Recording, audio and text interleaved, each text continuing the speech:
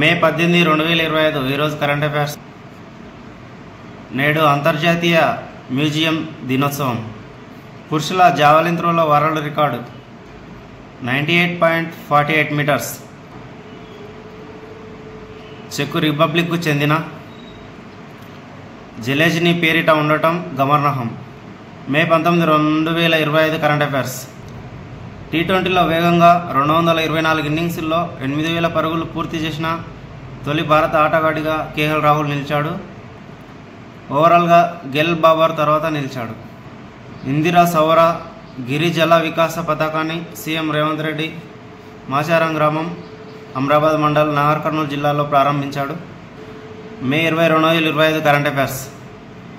హైడ్రాలో driver ఉద్యోగాలకు పోటెత్తిన నిరుద్యోగులు. 200 పోస్టులకు 850 దరఖాస్తులు. బియ్యం ఉత్పత్తిలో భారతదేశం ప్రపంచంలోనే మొదటి స్థానంలో నిలిచింది. చైనాను వెనక్కి నెట్టి మొదటి స్థానాన్ని కైవసం చేసుకుంది.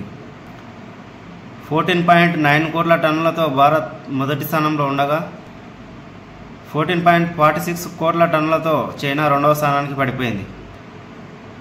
గోధుమ ఉత్పత్తిలో భారత్కు రెండవ స్థానం. ఫిలిప్పీన్స్కు ఏటా 8 లక్షల టన్నుల బియ్యం సరఫరా చేయనున్న తెలంగాణ రాష్ట్రం. ఎంఓయూ నాణ్యత బాగుండటంతో ఈ సరఫరాకు ఒప్పందం కుదిరింది.